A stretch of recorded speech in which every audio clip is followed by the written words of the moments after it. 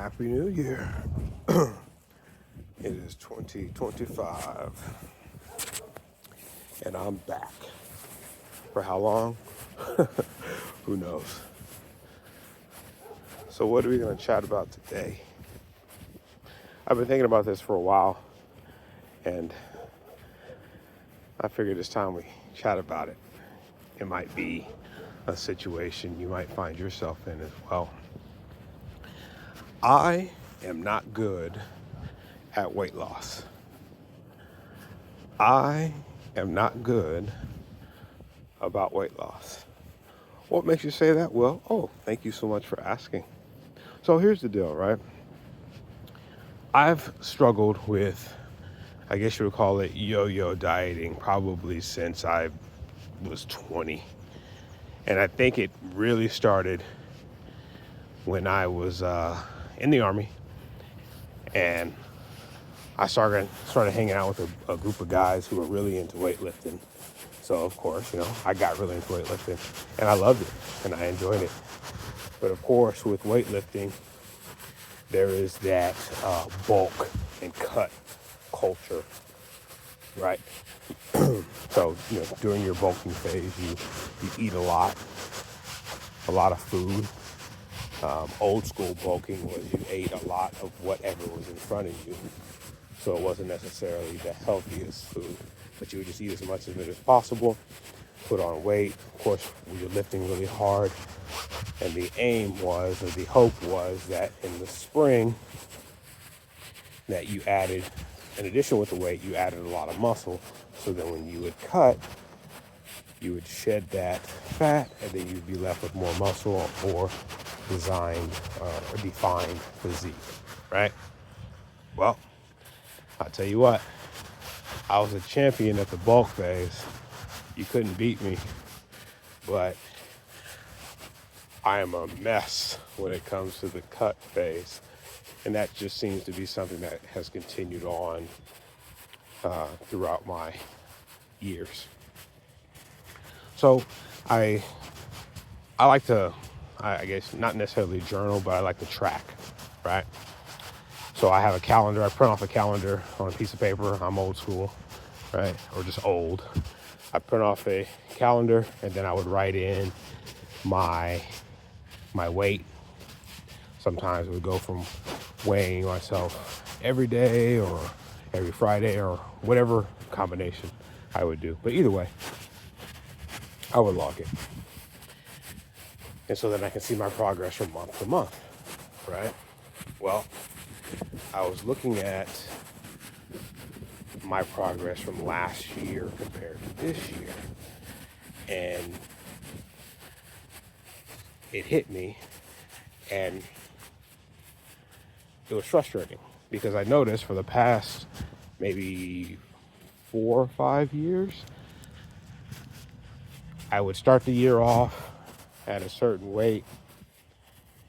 And then, of course, throughout that year, I would put myself on challenges and I would cut and that whole thing. And then at the end of the year or the beginning of the next year, guess what? I was right back where I started. For example, last January, I weighed in at 196.6, right? Which was not bad, considering that at the beginning of 2023, I was 213, right? So I had made progress because I did 75 hard, right? So not bad at all, not bad. So from 213 to 196 at the end of, or just at the beginning of this, oh my gosh, I'm getting my years messed up because it's January 1st. Okay, let me go back. So the beginning of January 1st, 2024, I was 196.6. Got on the scale today, I was 199.8. For the sake of drama, we're going to say I was 200 pounds. Now, I would denote, or I would suggest that that's a failure if the goal is to lose weight, right? And the goal was and has been for years, can't necessarily understand why, but my goal has been to get down to 185 and maintain it. I feel good at 185. I feel light. I feel like I can move well. It is, obviously less weight, it's a better look, right? So the thing of it is, last year, I achieved that. Matter of fact, I got as low as 183, and I think I got down to 183 in March when we went to, after our Grand Canyon trip. I was down to 183, was feeling great, and then, as luck would have it, I just lost my S for some reason, and then the weight just started going up. I was paying attention, but not really paying attention, not doing what I needed to be doing to keep it down. And then when we got to November, it just became a speed run and getting that weight back up. So you think about it, I started the year at 196, got down as low as 183, and then I ended the year at let's say 200, and I ended the year at 200. That's unacceptable, right? I would agree. You would agree, I'm sure. And I was very frustrated. I was beating myself up about it, but there's no point in that, right? The damage has been done. What are you going to do to fix it? So I started thinking, how am I going to fix this? But it has to be different than all the other years I've done this, right? This binge, purge cycle. It's counterproductive. I'm wasting a lot of energy on it, a lot of mental energy, a lot of physical energy on it. There's other stuff I could be doing with this brain power than obsessing over this weight issue. And it doesn't really matter what the diet approach is, right? Because at the end of the day, all of it works. All of it works. Does keto work? Yup. Does paleo work? Yup. Does plant-based work? Yup. Does intermittent fasting work? Yup. Does extended fasting work? Yup. Does counting your calories work? Yeah. All of it works. So if you're one of those people who are trying to challenge yourself, you want to drop weight, or you want to increase your physique or improve your physique or whatnot, all of it works. You just got to pick one that's going to be the easiest for you to sustain. That's it. Pick it and go. Grow and go. That's it. I wish it were harder, I guess. Harder than that. I think there's a saying, right? It's simple, but not easy, right? Because everybody knows, I know, how to lose weight, or how to get more muscle, or how to gain weight, or whatever your goal is, or whatever your fitness health goal is. It's simple. We've seen it. We had the blueprint. You have YouTube. So you have a regular Library of Alexandria on tips and tricks on how to get it done. But if your headspace is not right, it's not going to work in the long term. I've watched videos, and some people will go against a certain eating style, whether it's keto and paleo, whatever one, pick one. And you'll have somebody say, well, it doesn't work. Well, why doesn't it work? Well, I did it for 3 months and I saw great results, and then it stopped working. Interesting. So after the 3 months, did you keep doing keto? Well, no, I went back to eating my other stuff. So the plan worked, you just didn't work. And that's what it is, right? It's simple, but it's not easy. It takes discipline. It takes, what are all the buzzwords, especially January 1st? It takes willpower. It takes discipline. It takes dedication. You gotta want this. I'm tired, y'all. I can't do it anymore. I can't white knuckle this thing anymore. And yes, while it takes those things, it takes those buzzwords. Yes, 100%. It's just when you've done it as many times as I have, you don't want to hear it anymore. You don't. I don't. I'm done. So, with that said, since I'm done, right, what exactly am I going to do then? All right, here we go. Here's the plan, right? I'll write it down and put it on the wall, which is helpful. I'm not poo-pooing those things. It's just funny because I've done it so many times, right? So that's a me issue. If it works for you, 100% do it. Oh, almost all squirrel get hit. Oh, he went back. Good job, guy. All right, so I'm gonna make this as least, that's the correct word, least stressful as possible, least amount of stress. So for me, for this year, 2025, my plan is to, or my goal, my overarching goal is to end the year at 185, right? And I'm hoping that, for me, that creates a mindset shift, because my goal for the past few years has always been to get down to 185. And guess what? Mission accomplished.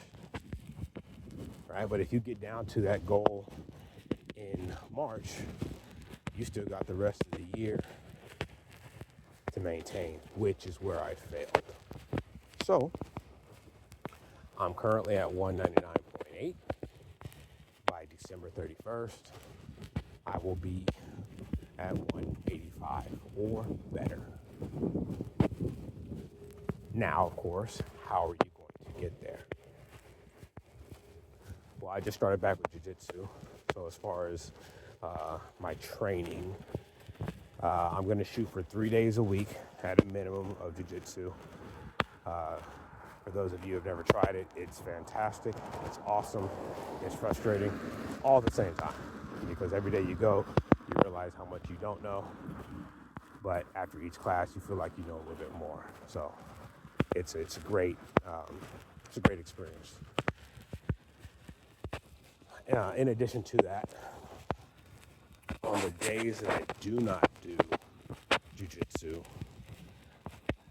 I'm shooting for 7,000 steps as a minimum. And I'm not necessarily going to go out of my way to, if it's like 9 p.m. and I'm short my steps, I'm not going to get down on myself that I don't get the steps in, right? So I'm mostly, I guess what I'm trying to say is I'm looking at it more along the lines of just doing activity, right? Not necessarily saying, okay, I'm going to get on the Stairmaster for an hour and get my steps in. No, just throughout the day, walking around, if I'm at work, or getting in extra steps. For example, yesterday I was at work. I was reaching a point where I wasn't really focused, right? You know those lulls you get at work. So I said, you know what? Let me go for a short walk. So I was on the second floor. I went down to the first floor, went around, walked up 4 flights, not long flights, but basically did a 10-minute walk, right? So those opportunities to get in your extra steps, right? Park your vehicle at the furthest spot in the parking lot just to give yourself a opportunity to get more steps in, right? So nothing stressful. Just if I can see an opportunity to get more activity in, I'm going to take it. Now, the most important portion of this, right, is nutrition. How are you going to feed your body? So for myself, what I'm planning on doing is carnivore once we get back from our cruise. We're going on a cruise from 6 January to 11 January with the family. It's going to be pretty awesome. It's the first time with the entire family. So the girls are going to get a awesome experience. They're going to lose their mind. So this is going to be great to see. So the plan is once we get back, just to do carnivore for the rest of the month. I think out of all the eating styles that I've tried, I'm not gonna say I probably like it the most, but I like it. I love simplicity, and as I'm saying this, I'm like, you love it so much, why do you always go back, right? Go back to the stuff that's not doing me well. So as of right now, I'm considering once we get back, do carnivore for the rest of January, and then add fruit for February, and see how I feel. But there needs to be a change. And I'll tell you this, I'm sure some that are listening, or matter of fact, videos that I've watched, people will suggest that you don't do really restrictive eating plans. And I get it. One word I hear all the time is moderation. You gotta eat moderation. Well, what if you're not good in moderation? Right? I've consistently shown that I'm not good at it. I do not do well. I can't eat 3 Oreos. I can eat 3 sleeves, but I can't eat 3, enjoy them, and then put them back in the pantry. That's just me. That's just my weak point. So while moderation works for some people, hey, if it works for you, great. But considering that as Americans, we're bigger than we've ever been in time, considering that I think the average male is 17 pounds overweight. I think I heard that the other day. So and just think about it, like yourself, or look around your environment, look at how many people are overweight, right? I'm not even talking about obese. I'm just talking about overweight. When you really think about it. That tells me that none of us, or majority of us, don't moderate well. I know. Stings, right? But here's the thing, rather than, square peg in a round hole, right? I'm banging my head. I've been doing this for, like I mentioned, numerous years. I've been trying to prove to myself that I can. I am a good moderator. I can moderate. I'm great at it. I can do this. Instead of saying, hey, man, maybe that's not for you. And just being okay with that. Being okay with it. Being comfortable with who you are instead of stressing over who you're not. So I think that's why when I say for myself that I'm doing something that's, generally considered strict, it works for me because I like a box. All right, put me in a box, I can play in that box. I know the balance of the box. I know what I can do, what I can't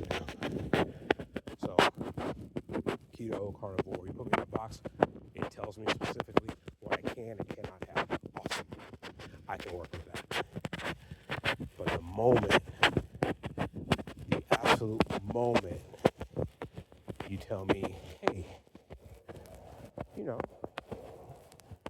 you can have some glazed croissants. Word? How many can I have? Well, all of them if you want. You just gotta moderate. Wait. So I can have 2 every day for 7 days? Well, if you want, just keep it in your calories, right? Like for myself, like I mentioned, I'm big on tracking. From time to time, I shouldn't say always, but I fairly consistently I'll track calories and just to see, get a good gauge, right? It's data, it's information you can use to benefit yourself. But the only time that I find myself having to track calories is when I'm trying to moderate. So think about that. So we'll just use a arbitrary number, 2,000 calories, right? So believe it or not, I'm not a big eater, right? I'll have periods of big eating, but not really the biggest eater. Like I guess you would say, like sitting at one sit-down meals, I'm not the biggest eater, right? But here's the deal: when I know I have my calories right, oh, I got 2,000 I can eat today. Well, guess what? What if I eat 1,400 and I'm not hungry? I was busy. I wasn't really paying attention. So I ended the day at 1,400. That means I got 600 left. So now, because I got 600 left, guess what? I'm going to utilize those 600. Now, what am I going to use that 600? Grilled chicken, some eggs, some lean beef, ground beef? No, of course not. I'm going to insert some nonsense, some Oreos, some Doritos, some Cheetos, whatever nonsense that you enjoy, insert that there.